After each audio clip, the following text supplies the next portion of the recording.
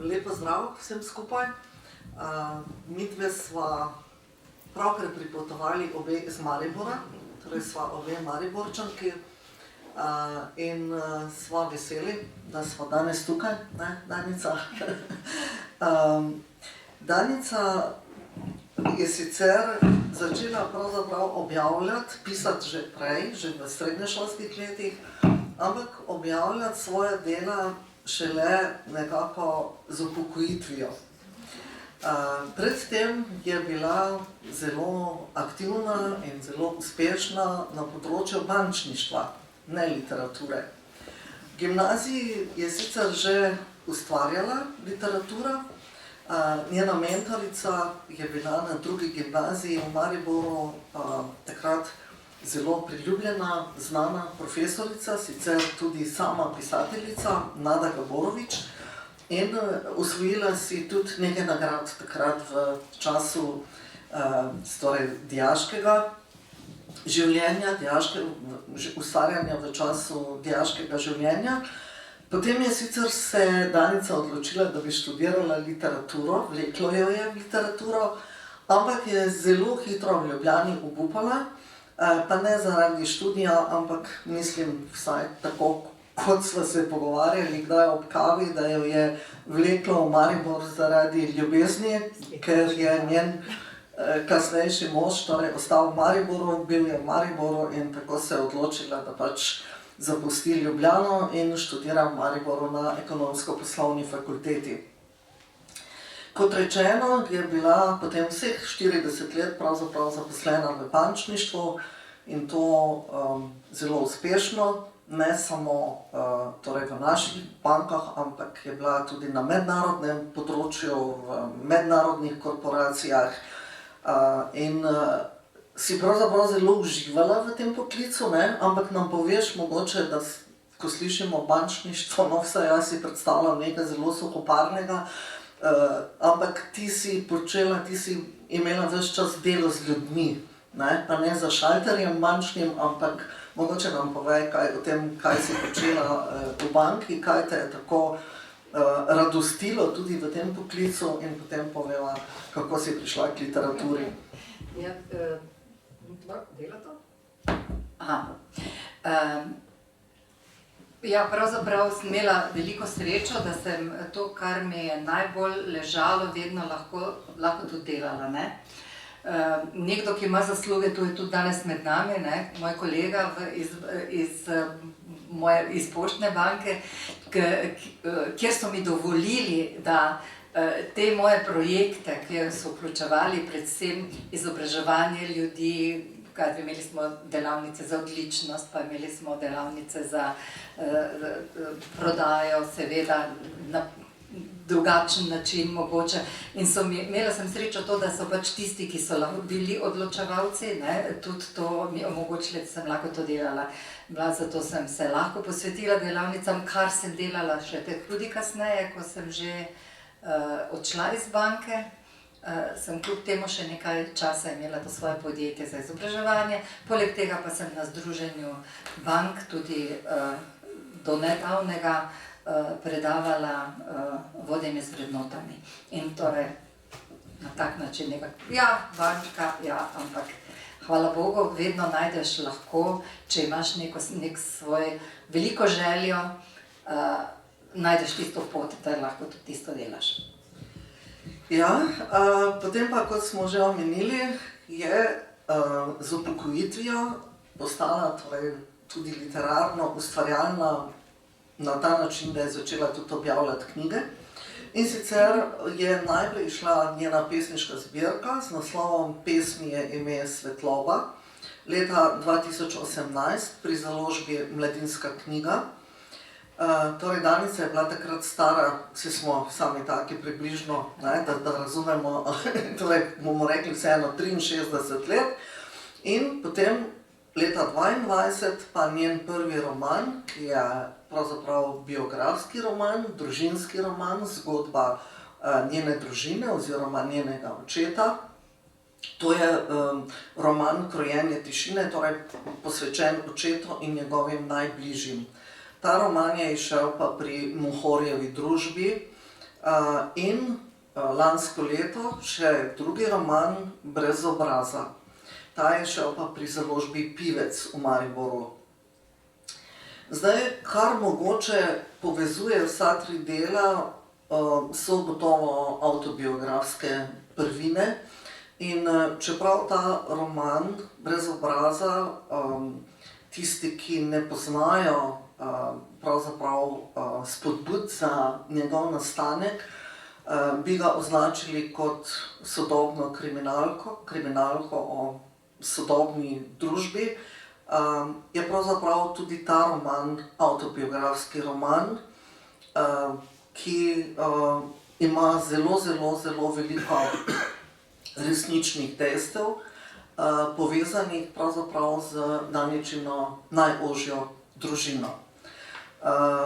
Roman, kar je zanimivo, se ne dogaja v Sloveniji, ampak se dogaja v glavnem v tujini. In sicer jaz sem prav preštela poglavja, torej knjiga ima 36 poglavij in 18 poglavij se dogaja na Dunaju, 11 poglavij v Salzburgu, 2 poglavji v Švici, 2 poglavji v Münchnu in 1 poglavje v Španiji na Gran Canariji. Zdaj mogoče prvo vprašanje, Danica, ali si zamislila vse te lokacije atraktivne, tako ko si pač pisala roman, ali je resnična zgodba, ki je podlaga temu romanu, povezana tudi s temi lokacijami? Ja, centralni dve, torej Dunaj in Salzburg, absolutno 100% je zgodba povezana z njimi, medtem ko je tako v Švici, kot je potem Španija in tudi Nemčija, se ni dogajalo ravno v teh krajih. Bilo je tam, bilo je v Švici in bilo je v daljnih državah, ampak še malo dalje kot to, ampak namerno pač sem te kraje izbrala malo drugače, no? Ampak vsekakor pa, tako kot si rekla, Dunaj, na Dunaju se zgodba dogaja, Salzburg seveda tudi ne. To sta glavni mesti dogajanj, no, ki sta resnični. Veliko je tudi opisov teh mest.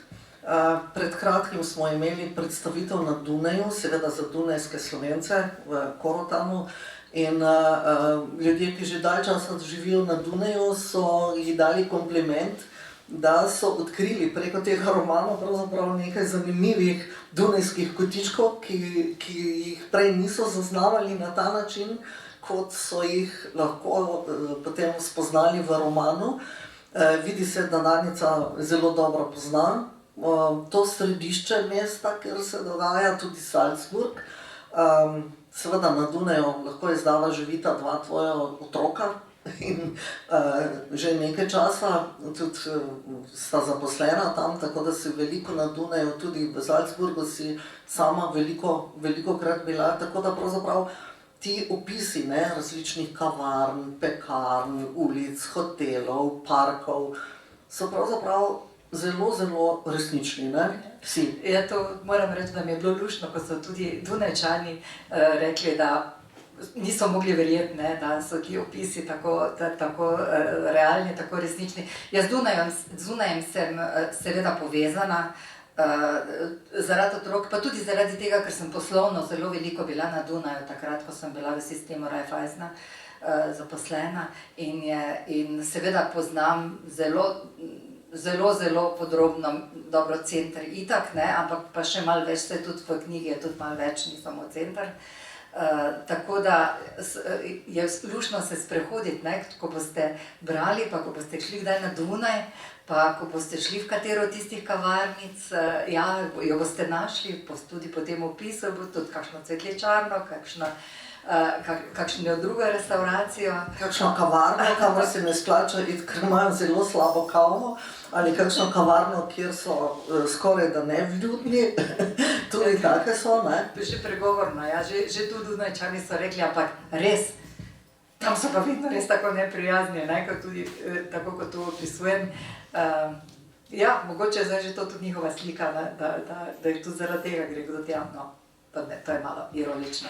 Ampak ja, v glavnem vse te kraje resnično poznam in ko sedeš na primer kavarno pri Prüklju, pogledaš cvetličarno, jo vidiš, da je res tam, kot je tudi v knjigi napisana. In to se mi zdi zelo pomembno. Pri obeh svojih romanih sem se zelo držala tega, da ko opisujem nekaj, da to tudi vidim. To doživim, da ko nekam sedem in ko pišem o tistem občutku in svojemu junaku dam tisti občutek, ga moram jaz tudi doživeti. Moram videti tisto in moram občutiti in to sem v obeh romanih počela. Ja, zdaj povedali smo že, da gre za kriminalni roman. Nekateri so zapisali tudi kriminalka, Danica se je vztrajno upirala temu izrazu, kriminalka, ker kriminalko je doživljala kot žanrsko oznako za literaturo, ki ima točno določene zakonitosti in je pisana tudi s nekim premišljenim namenom. In čeprav so vse kritike, ki sem jih jaz uspela prebrati, ni jih bilo malo, izpostavile, da avtorica zelo dobro obvlada obrt pisanja kriminalnega romana, da torej zelo uspešno dozira posamezne informacije, da nas torej dolgo drži v napetosti, da dolgo ohranja skrivnost, kar seveda pomeni, da potem smo zelo radovedni, kaj se bo zgodilo in nas ne moremo knjige odložiti, ne da bi seveda izvedeli, kaj se bo zgodilo. Se ti vendarle nisi lotila pisanja tega romana s tem namenom, da bi napisala kriminalko. Kolikor vem, tudi nisi proučevala torej zakonitosti kriminalnega romana, da bi napisala uspešno kriminalko. Nam mogoče o teh svojih vzgibih in o tem svojem načinu pisanja poveš kaj več? Ja, o tem sem začela pisati že pred leti, ne, ker zgodba se dogaja leta 2000 in takrat sem nekaj zapisov si naredila, ker sem pač sledila daleč od tega, da bi takrat razmišljala, kaj bo iz tega nastalo. Zdaj se mi je zdelo že, da je čas tako odmaknjen, pa da tudi smo v družini že tako preboleli to zgodbo, da lahko o njej pišem. Pa me je kar potem potegnilo res v to kriminalno, ker seveda je tudi zraven fantazijskega dela kar precej. Je pa ena zanimiva zadeva, ki se mi je v zadnjem času pojavila. Najprej, tu ne more biti drugega dela, pa tretjega dela, pa ne, tako kot pač dostikrat pri piscih kriminalnih romanov zasledimo zaradi tega, ker pač je zgodba taka, kot je, vse ostalo bi bila že totalna fikcija, ki nekako mi ni blizu. Ampak na prejšnji predstavitvi mi je nekdo rekel, ker jaz sama ne berem kriminalnih romanov, mislim, se je prebrala kdaj kakega, nisem ljubiteljica, potem pa me je spomnila moja hči, je rekla, mami, ampak rada pa kakega pogledaš. In potem me je spomnila na to, da je zelo podobno filmskemu zapisu, da je zgodba taka, o tem še nisva govorila. To sem se zdaj spomnila, da mi je takrat rekla, veš, ampak zdi se mi, da je tako napisano, kot bi gledal film. Mogoče je to. Ja. Se pravi, če zdaj malo razkrijeva, o čem pravzaprav ta kriminal govori, pa še ne preveč, še vas malo držali v napetosti. Se pravi, tema tega kriminalnega romana je spletna zloraba, ki mogoče leta 2000, ko se je ta zgodba v resnici zgodila, še večini ljudem ni bila blizu, nismo se ukvarjali še toliko sploh ne s spletom, zavedali se še nismo vseh teh nevarnosti, ki pržijo na spletu.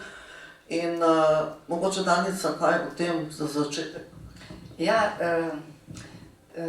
takrat, ja seveda, ko je nekdo bil ves čas doma pa v svoji sobi, si rekel, hvala Bogu, ne gre ven, ne gre v slabo družbo.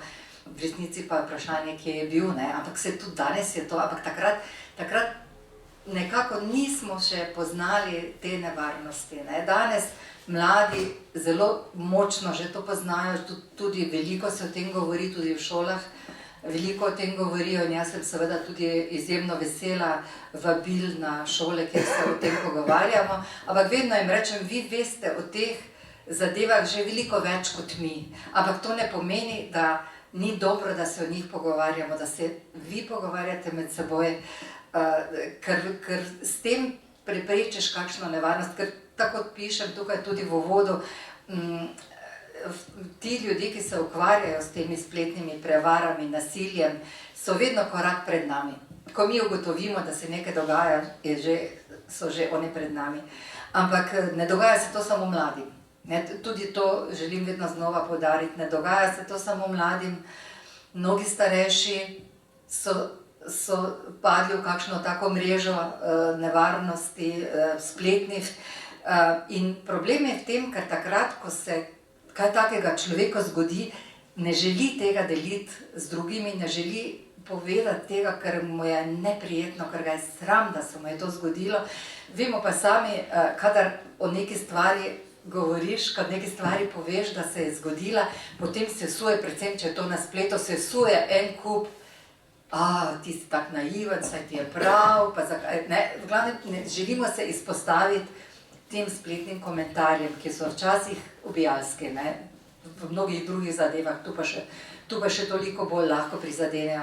Zato se mi zdi dobro se o teh stvarih pogovarjati, povedati, da se je zgodilo, ker potem mogoče res komu prihraniš to isto težavo, oziroma, ja, vemo, ne, tudi včasih gre za zelo tragične, tudi smrtno nevarne zadeve, ne, in tudi se skončajo s kakšnimi smrtmi, kot se je tale.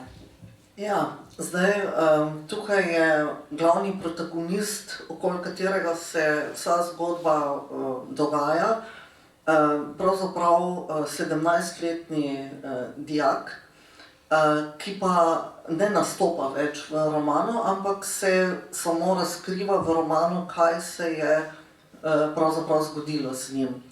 Gre za zgodbo 17-letnega fanta iz akademske družine iz Salzburga, ki se zaradi različnih vzrokov odloči prešolati na Dunaj in se preseli z novim šolskim letom na Dunaj, tam pa pravzaprav za njim izgine vsaka sled v začetku in potem se roman s tem začne. Zdaj,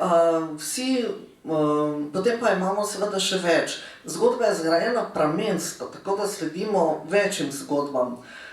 Zgodbi staršev tega fanta, ki seveda po svoje raziskujejo, kaj se je zgodilo, sodelujejo seveda tudi s policijo, iščejo sledi za njim. Potem imamo zelo močna protagonista tega romana, sta tudi policijska inšpektorica in njen pomočnik oziroma nadrejeni, ki pravzaprav potem zgodbo pripeljeta na nek način seveda do konca. Potem imamo stanodajalko, ki je zelo zanimiv lik tega fanta na Dunaju, starejšo gospo, ki tudi seveda sodeluje in je pravzaprav prva, ki sproži celo iskalno akcijo okoli tega fanta.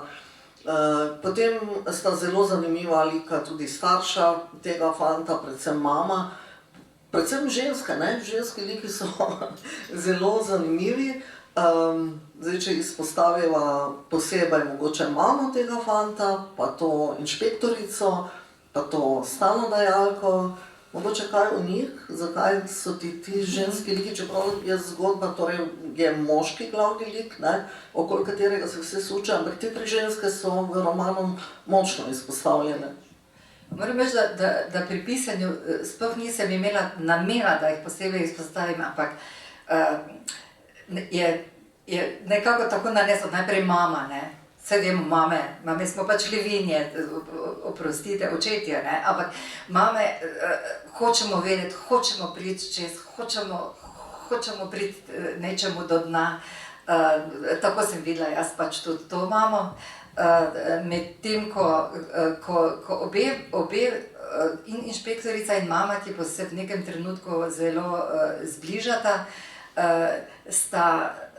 prihajata z nekega drugega sveta, ne? Z neko drugo izkušnjo, z izkušnjo vzhodne Nemčije, Češke, ki jo nekako tudi poveže in se mi zdi, da tudi to je en taki element ene predhodne izkušnje, ki je bila težka, mogoče celo v nekem trenutku nerazumljivo težka za njo obe in sta obe zmogle nekako iz tega se dvigniti. No, medtem ko stara, vsak pa ima tudi neko svojo skrivnost. Gospa Kos, ta stanodajalka, je pa taka Avstrijka, gospa, dama, ki nekako tudi z svojim načinom razumevanja svoje zgodbe spet dodaja nekako k tem ženskim likom eno posebno empatijo. Hkrati pa njen sin, ki sploh ni navzoč, o katerem se samo govori in je tudi univerzitetni profesor, kar dalj časa ostaja med osumljenci, torej pri kriminalistih. In je tudi to neka, potem se razkrije, da ima neko zelo posebno skrivnost. Skratka, vsi ti liki, ki nastopajo, imajo vsak tudi neko svojo skrivnost, ki ni zdaj povezana s tem kriminalom, ampak čisto tako življenjsko skrivnost. In tudi ta profesor, ki je dolgo med osumljenci, tudi med samimi kriminalisti, se izkaže, mislim, tudi zelo nenavadna, zelo zanimiva zgodba, ne? Ja, vse te zgodbe so se me dotaknile na nek način. Vse te zgodbe, ki so se me nekje sem jih doživela. Ravno tako tudi te zgodbe iz ljudi, ki so pač na nek način uspeli priti iz železne zavese, naprimer, to je ena zadeva, pa tudi ta zgodba, ki jo nosi ta sin te stanodajalke, se me je tudi čisto osebno dotaknila v družini. Tako da vse to, o čemer pišem, je nekje se je nekje zgodilo, spremljala si te zgodbe in te zgodbe so se te dotaknile. Zdaj, še malo vas preživam napetosti, ne še, ne bomo takoj povedali, kaj je glavna. No, ampak mogoče še to, ne?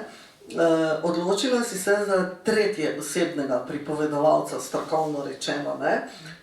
Nikjer ni prvoosebna izpoved, da bi nekdo govoril, mislim, da bi izhajalo iz njega, ampak so opisani, torej ti si vsevedna pripovedovalka, ki o vseh vse veš in nam pač doziraš informacije enkrat več, drugič manj, ampak v bistvu si, torej avtorica je pripovedovalka in je nad vsemi temi liki.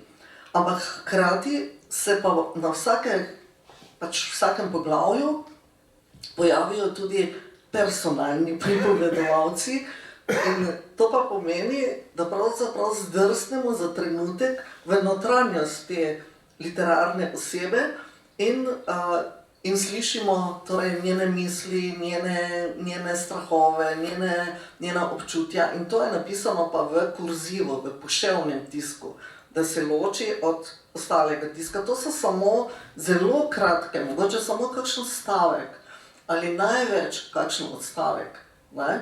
Drugače pa je pripoved pač tretja osebna. To si rekla, da se ti je zgodilo čisto spontano, ne? Nič nisi razmišljala o tem, ampak si pa v trenutku sama začutila, da je pa potrebno dati drugačno pisavo, da je to nek govor, ki je drugačen od tega, kar je torej zapisano, tako kot je zapisan roman, ne?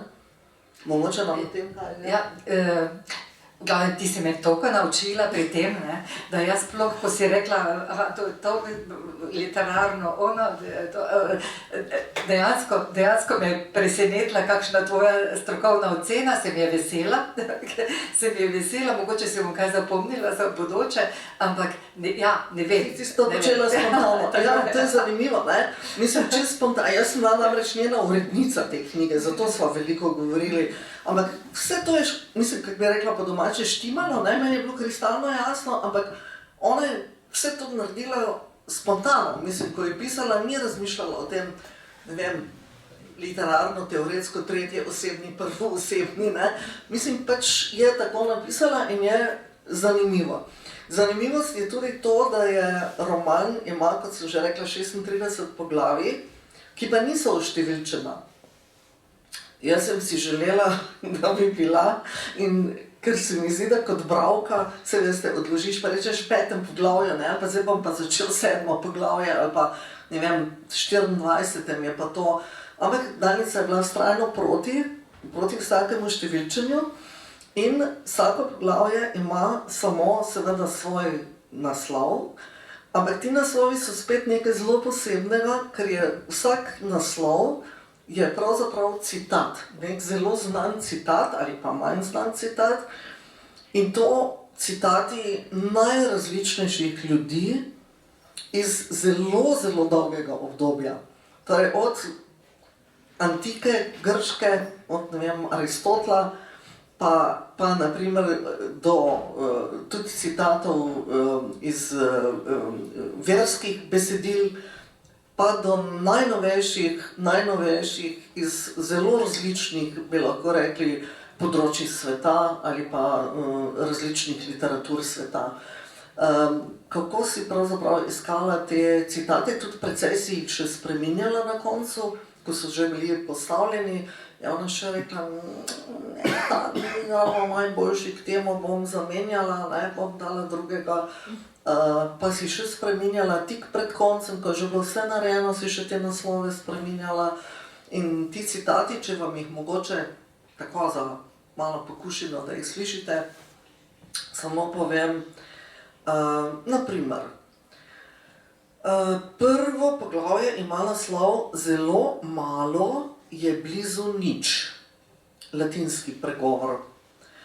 Ali naprimer, tretje poglavje ima naslov Ali mora biti tako? Odgovor mora, Ludwig van Beethoven. Ali naprimer, rodimo se sredi predstave in odidemo prav tako sredi predstave. Nikoli ni pravi čas, je samo čas, neznani avtor. Ali mogoče še kakšnega takega zelo znanega, nekatere gotovo tudi poznate. Solze so tihi govor, Voltaire. Ali uspeh ni nikoli dokončen, Winston Churchill. Ali spomin je pisar duše, Aristotel.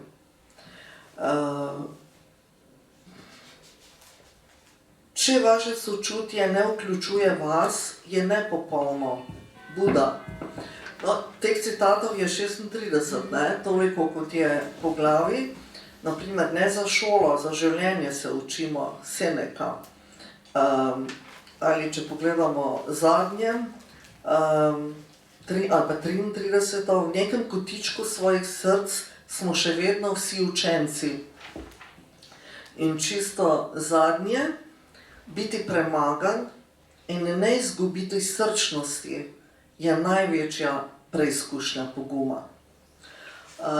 Mogoče Danica nekaj o tem, kako si to zbirala, sploh ideja, da daš te citate? No, mogoče bi začela s tem, da svoje romane vedno začenjam z eno od svojih pesmi, tudi to začenjam z eno iz moje pesniške zbirke. Istočasno pa je čisto na začetku citat svetega Avguština.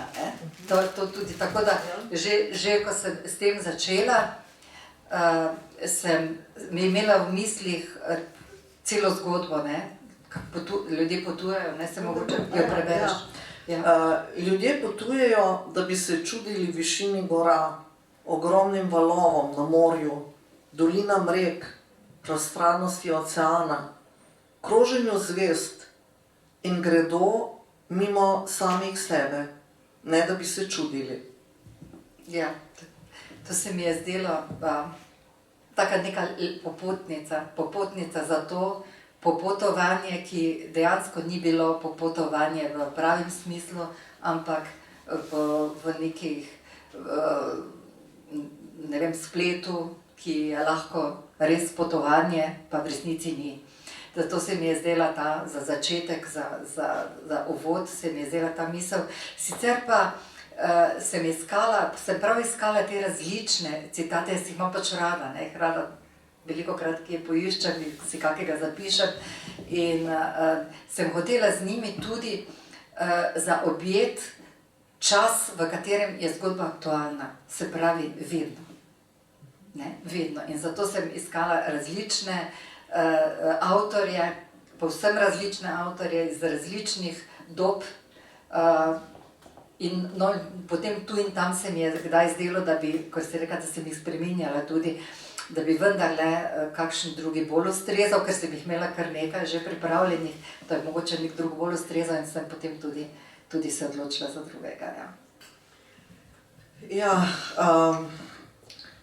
Povedali sva, da gre v romanu za spletno zlorabo, ampak spletno zlorabo z tragičnim koncem.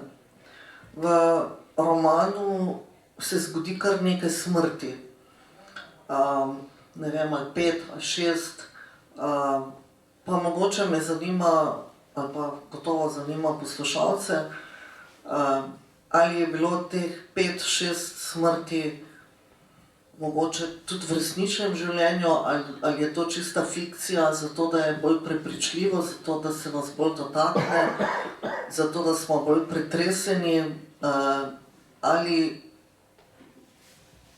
je celo ta zgodba s temi smrtmi bila celo resnična. Ja, žal so vse te smrti, ki so v romanu napisane, tudi bile resnične.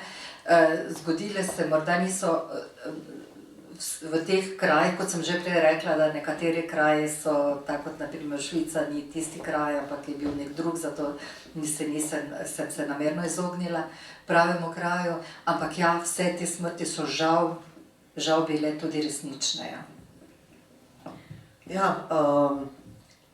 Zdaj ne vem, a vas zanima, zakaj so se zgodile, a še kaj razkrijeva ali raj ne? Če že kdo prebral. Ali vendarle majčkeno razkrijeva, zakaj so se te smrti, gospa kima ne, eni tu večina kimajo na levi strani,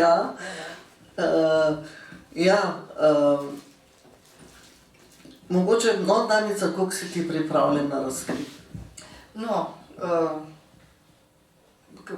Ne vem, mislim, da je kdo že tudi prebral knjigo, tako da morda bo imel kdo kakšno vprašanje.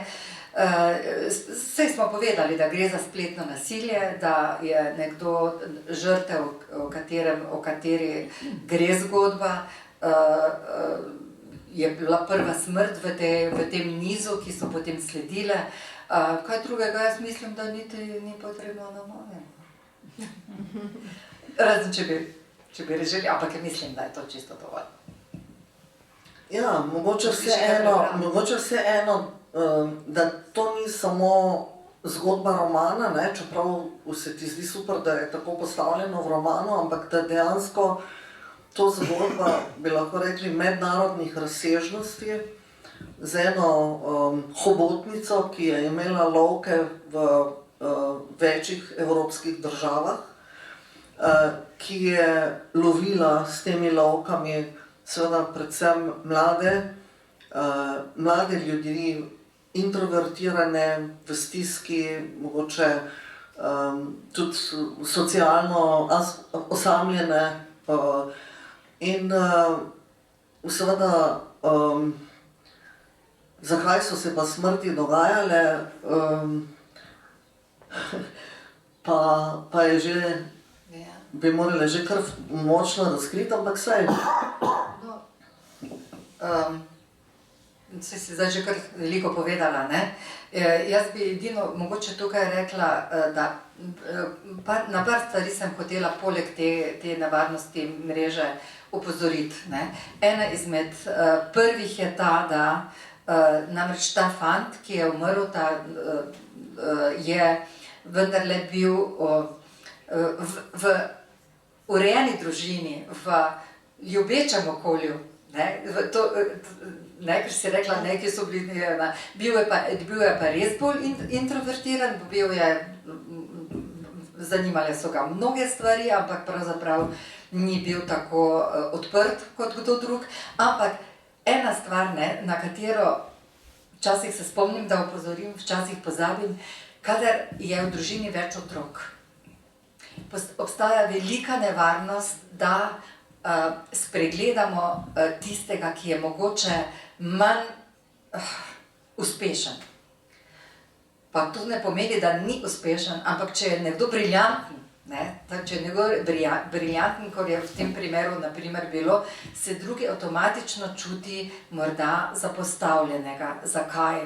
Ne samo zaradi staršev, ampak v šoli. Jaz sama sem to doživela, jaz imam 2 starejša brata, oziroma sem imela 2 starejša brata. In v šoli so me vedno primerjali. In to mi je šlo tako na živce. Vedno so rekli, ja, vemo, koliko lahko tvoji bratje so tako in vemo, da ti ni mi tega delati. No, in ta zgodba se je zgodila tudi tukaj. Tudi tukaj pri tem fantu, ko so ga nenehno v šoli primerjali in se je on zaprl vase zaradi tega, ne, in je zaradi tega hotel okolje zamenjati.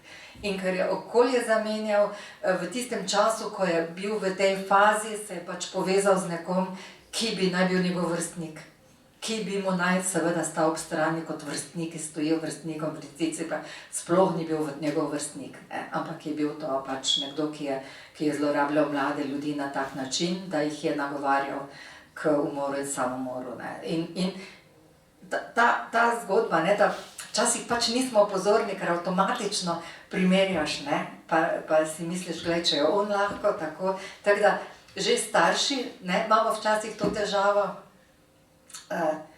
da pa v šoli se je to, ja, mogoče sem tudi zaradi tega še bolj to napisala, ker sem tudi sama to doživela.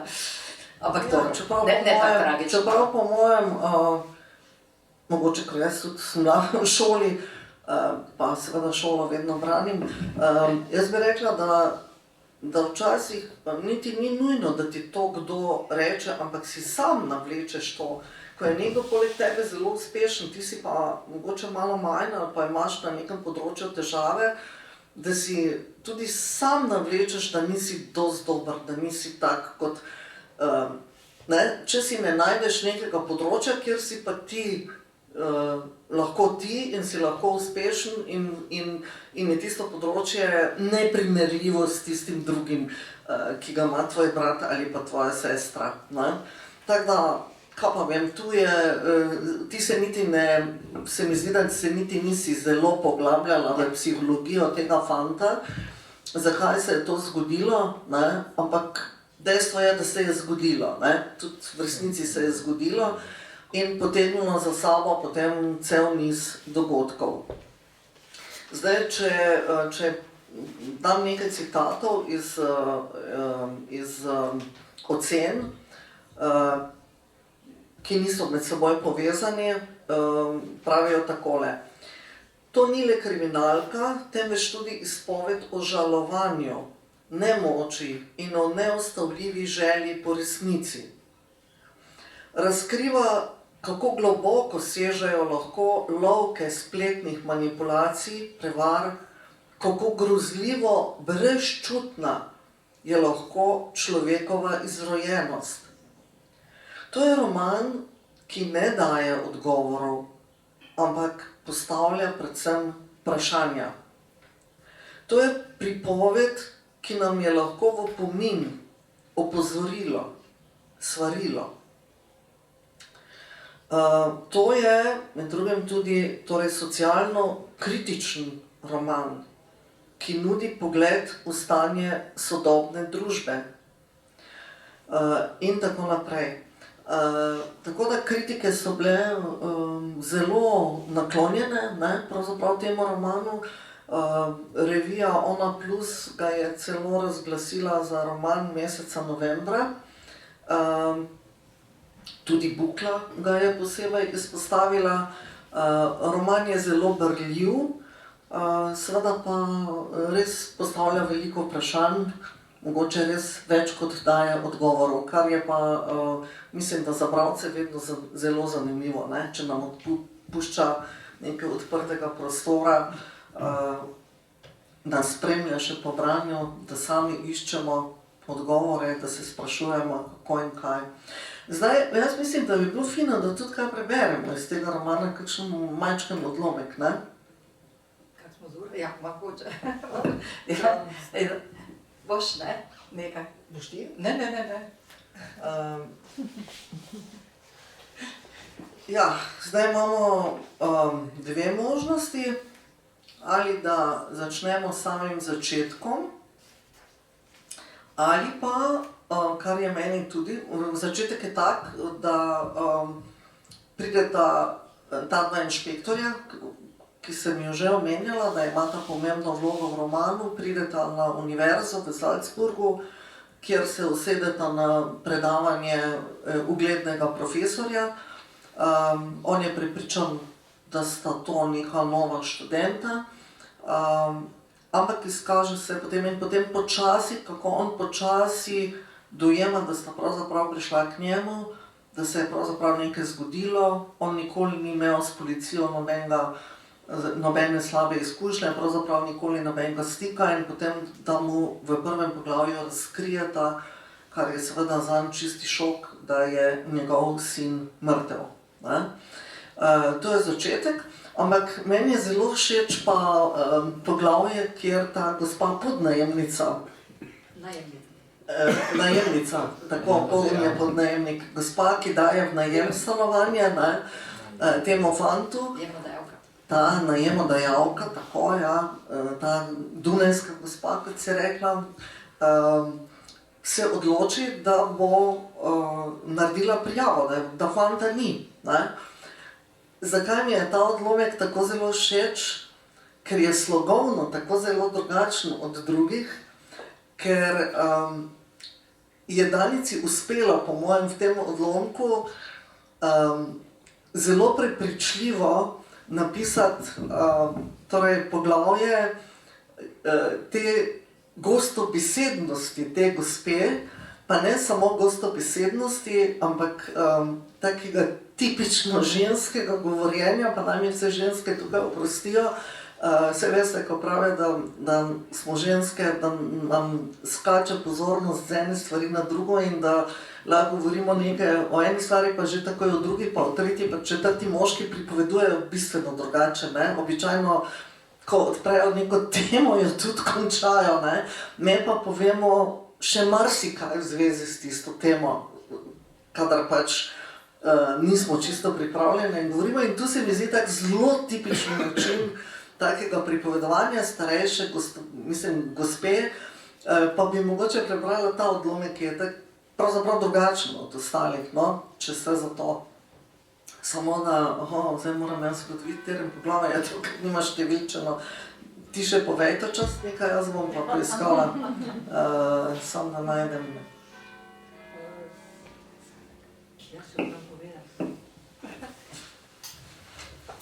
Tu prijava Gertrude Kož že imam. Dvom in strah sta naša najhujša sovražnika.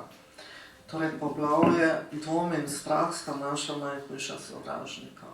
Včasih me kdo vpraša, kako sem lahko te like tako temeljito opisala, predvsem tiste, ki so stvar fikcije, to sta oba inšpektorja, pa tudi ta gospa, ampak dejansko sem jih videla pred seboj.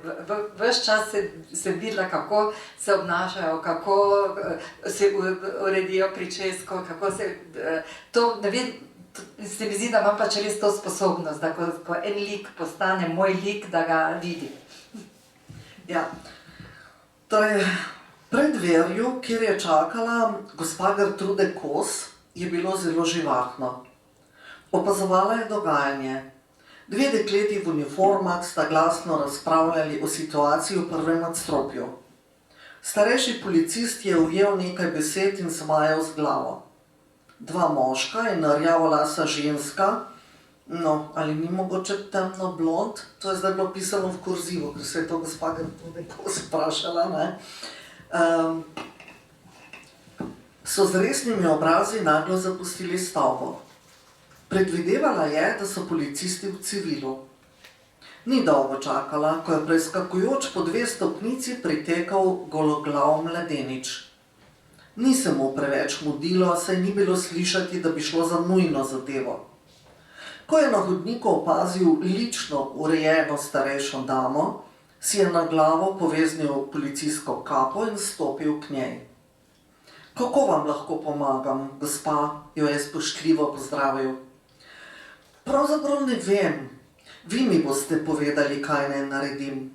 Pogrešam mojega fanta. Od sobote zjutraj. Pravzaprav ga ne pogrešam od takrat. Takrat se je zdelo, da je vse v redu in da bo v nedeljo doma. Pa ga ni. Policist se je namršil. Nisem prepričan, da razumem. Seveda ne, saj sem povedala na pol. Torej, pri meni stanuje fant, srednješolec, iz Salzburga. Zaradi spremembe. Saj veste, mladi jo včasih potrebujejo. Iz krasne družine. Akademiki so, veste. Zelo prijetni ljudje. Posebej oče. Profesor, tako kot moj sin Benjamin, je poudarila zadnji stavek. Se poznata? Saj, zato sem se pa strinjala, da lahko pride. Mama ga je pripeljala, ko se je priselil. Lepotica, vam povem. Taka, zrela lepotica. Oče takrat ni utegnil. Zaradi službe. Je pa kasneje pomagal pri urejanju sobe. Ne, tu vidite, koliko podatkov, ki so za policaje pravzaprav v tem trenutku zelo nebistveni, ne. Hotela je dodati svoje mnenje o modernem pohištvu, ki ga ni odobravala, pa se je odločila, da pripomba ne sodi v resni razgovor. No, oba sta zaposlena, gospod in gospa. Drugače, kot je bilo v mojih mladih letih, je spomin za hip pobegnil v preteklost. Vsekakor pa se vidi, da so urejena družina. Veste, še enega sina imajo, ta študira v Ameriki. Skrb, ki jo je spremljala že od včerajšnjega dne, je povzročila, da so se ji misli prelivale ena v drugo. Ko je videla, da si je policist ob njenem pripovedovanju že 2-krat popravil kapo, ki je sicer čisto korektno tičala na njegovi glavi, se je poskusila zbrati. No, pa k stvari. V soboto zjutraj se je poslovil, češ da gre s prijateljem na izlet. Ta prijatelj, veste, je takrat šele pripotoval. Na kolodvor ga je šel čakat ta moj fant, Westbahnhof, mislim, proti U-Bahnu se je namenil. Pa ne bi znala povedati, od kod je prijatelj pripotoval. Saj veste, mladi ne marajo preveč vprašanj. Oprostite, gospa, jo je z nastavljenim vprašanjem prekinil policist. Kako sem neumna, se je zdaj Gertrude ustavila. Gertrude Kos sem. Gospa Kos, dovolite, da vas povabim v pisarno, vi boste tam povedali več, jaz pa bom najprej zapisal vaše podatke, potem pa vse, kar boste povedali. In mu je povedala, kako v soboto ni šla na kavo, ampak je skočila samo do pekarne po rogljičke, da je raje pripravila zajtrk za oba kar doma, a je spil samo pol skodelice kave, rogljička pa se ni niti dotaknil, zato mu je 2 rogljička zavila zanj in za prijatelja, tako lepo jo je zavila z rdečim trakom. In potem je rekel, da ga naj ne čaka, ker bo prespal drugje, ampak ni omenil kje, ni omenil, da ga ne bo več dni. Saj je bil samo v vetrovki, tanki, modri vetrovki. Kdo pa gre na izlet za več dni samo v vetrovki? Še dobro, da mu je zavila tista 2 rogljička. Gospod inšpektor, je hitela, Policistu se je zdelo, da niti sape ni znova zajela, zato ni odreagiral na inšpektorja, naziv, do katerega ga je čakala še dolga pot. Nekaj ni v redu. Nekaj v tem trikotniku me tišči, je pokazala obiskovalka na točko pod prsmi. In kadar me tukaj tišči, nekaj ni v redu. Včasih je samo vreme, ampak ne, tokrat ne. S pogledom je poiskala potrditev na modrem nebu v okenskem okvirju. Potem je ujela policistov neučakani pogled. No, kakorkoli že, zanima me, če se je zgodila kakšna nesreča. Sej vi to izveste, najhitreje, kaj ne? Tista številka za pomoč v sili menda zvoni tako vam kot reševalcem.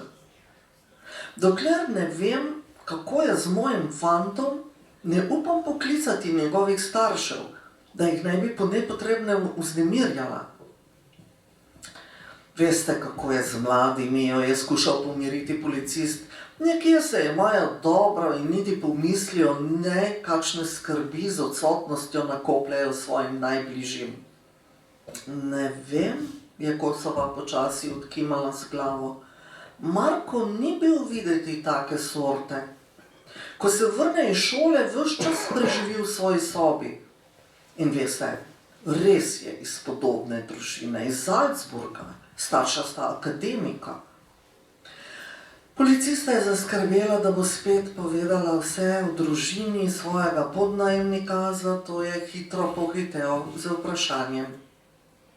Torej, niste govorili z Markovimi starši? Morda pa je šel domov? Rekli ste, Marko, mi boste povedali še njegov priimek in starost? Seveda, piše se Magdič, ima jih skoraj 17. Ne, starši nisem govorila, se vam pravim, da ne. Domišljam si, da sem nekako odgovorna za fanta, ker živi pri meni. In ne, ni šel domov. Dobro vem, kaj mi je rekel, ko je odhajal. Zato sem mu dala rogljiček, vse veste, zanj in za prijatelja. Policistu je bila gospa všeč. Ni bila videti kot nekdo, ki si krajša čas s prijavljanjem namišljenih sumljivih dogodkov. Čeprav je bil skoraj da prepričan, da je njen strah pretiran in predvsem preuranjen, je skrbno zapisal vse, kar mu je povedala. Namerno je prijavo izpolnil ročno, saj se mu je zdelo, da bo tako gospa bolj verjela, da je njen obisk na postaji jemal resno. Ko je končal, je zapis obrnil proti njej. Gospa Kos, jaz sem izpolnil prijavo pogrešanja osebe, kot ste jo podali, preberite, če sem zapisal vašo izjavo korektno in podpišite, ali pa me popravite, če sem razumel narobe. S prijavo bodo seznanjeni vsi, ki so na terenu. Takoj, ko bo kakšna novica, vas bomo obvestili. Prosim pa vas, da tudi vi obvestite nas, ko se bo fant vrnil.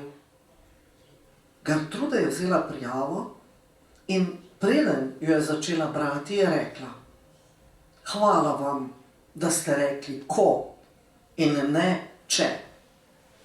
Ko je prebrala, je mladega moža pohvalila. Lepo ste zapisali, pravilno. No, tole z rogljički zveni malo pretirano, pa ne vem, zakaj sem toliko govorila o tem.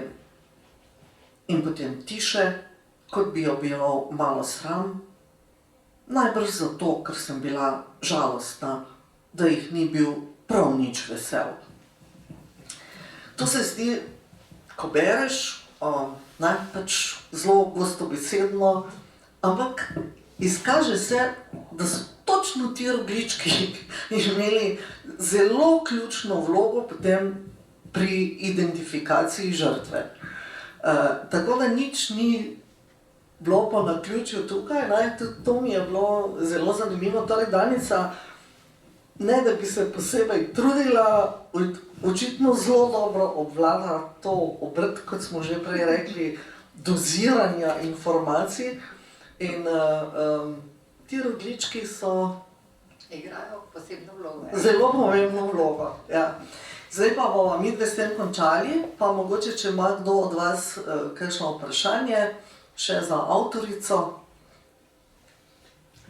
Ali je knjiga primerna glede na starost tudi za, bi rekla, 15, 16, 17 letnike? Zagotovo. Koliko je najnižja? Zagotovo, jaz bi rekla ravno tukaj je. Ali je bojazen, recimo, da bi ga knjiga, dobro, govorim iz lastne izkušnje, ko se je nekaj podobnega zgodilo, morda nagovorila, da bi nekaj takega storil. Ker danes so otroci, ko mu nekaj nekdo pripoveduje, bo točno šel tisto narediti, kar ne sme, ali pa kar ni priporočljivo, da bi ga recimo neposredno nagovorila na dejanje. Mislim, da je nemogoče. Da je nemogoče. Ne, mislim, da je nemogoče, da niti slučajno ni tako zapisano. Ja. No, Mislim, da. super. Jaz bi rekla tudi, da ne. Ravno ta fant, ki postane žrtev in njegov prijatelj, ne, prvi dve žrtvi, sta postala žrtvi, zdaj moram to povedati, Ja, ker ja, ste seveda. ravno zaradi tega, ker sta ugotovila, zakaj gre in sta se temu uprla. Ja. In to je bilo tudi veliko olajšanje za njune starše. Torej, ona dva nista želela, da bi se to zgodilo, ampak sta dejansko bila potem umorjena, ne? Zato ker sta vedela preveč. Mi smo bili že na šolah, ne, s to knjigo, ravno prvi letniki gimnazije in srednje kemijske šole so bili, se pravi, stari 15-16 let in mislim, da so knjigo zelo dobro sprejeli, ne. Prvič, ker ni težko branje, knjiga se zelo tekoče bere, ker je žanr, ki mladim jih nekako potegne, ker je pač kriminalka, ne? In ker je to pripoved o sodobni družbi in sodobnih problemih, ki se jih seveda oni tudi zavedajo, marsičesa, ne zdaj, mogoče točno tega, ampak teh spletnih zlorab je veliko takih ali drugačnih, ne. Tukaj pa mogoče tudi to, ko jim poveš, da gre za resnično zgodbo, čeprav to nima vpliva na kvaliteto romana, ne. Ker če ne bi mi bili vsi dobri pisatelji, ker vsi imamo dobre resnične zgodbe, ne. Ampak žal ni tako, da sama zgodba, da se nam je nekaj zgodilo, še ne pomeni, da mi to znamo tudi dobro napisati, ne. Torej, ampak vseeno se mi zdi, da ko jim to poveš, jih na nek način vseeno mogoče še malo bolj pritegne, ko so zvedeli, da je to dejansko roman, ki je nastal po resnični zgodbi, ne, ki se je res zgodila. Res 17-letnemu fantu, ki mu je roman tudi posvečen, ne. Čeprav se pravi, ne, lahko bi to bil zanič roman, ne, se pač ona odloči, da bo to napisala, pa ji ne uspe, ne. Tako da... Ja, še nekdo, mislim, po to. Ja. Jaz bi se pa vprašala, ne glede na vsebino knjige, ampak zanima me pa, a je ta hobotnica, ki ste jo prej omenjena, razkrinkana, združba, karkoli? Zagotovo konča se tudi tako, bomo rezali lovke, nekaj so jih porezali. Aha. Ja, zgodba je imela mednarodne razsežnosti, ne, te smrti, ki so bile tukaj, so bile razkrite, ne, ostale pa bog ve koliko ljudi je pa še bolj vpletenih, ne. Ja, v nekem trenutku sta se tudi starša, ki sta sodelovala s policijo, odločila, da ne več, ker je bilo že preveč boleče za njih, preveč nevarno za njih in so se posvetili ravno na znotraj družine. Še, mogoče? Mene zanima, glede na to, da ste rekli, da je to iz širše ali pač iz družine, pa nekako človek začuti, da je to bila verjetno tudi vaša bolečina. Ja. Pa ste morali to hudo predelati, predno ste se spravili pisati, ali je bilo to tudi del terapije? Zagotovo, zato je trajalo toliko let, ne, to se leta 2000 dogaja, ne, toliko let razmišljala niti, to je zagotovo del terapije, ker je bilo to za nas vse zelo, zelo, zelo težko. Celo tako, da nekaj časa sploh nismo govorili o tem. Na začetku veliko, takrat, ko se je kar eno z drugim to odvijalo, potem pa smo kar nekako pomekli, nekam dali, se ne pogovarjali o tem, ker je bilo preveč boleče in to, ki je ostalo bolj nekako v zraku. Tako da zdaj, ko sem ponovno se jaz tega lotila, je za vse bilo to, imela sem blazno tremo, ne? Že pri obeh romanih je tako, ko ti pišeš o ljudeh, ki bi jih lahko karkoli prizadelo, moraš biti zelo, zelo pazljiv. Zelo, zelo pazljiv, ker pač ne pišeš zato, da boš nekaj napisal, ampak ne, rad bi, da bi tudi ni bilo v redu. Ne? In šele takrat, ko sem ta dovoljenja dobila, ko so osnutek videli tisti, ki so najbolj prizadeti in rekli, ok, hvala, ja, hvala za to, takrat šele lahko roman začel se dogajati do konca. Tako.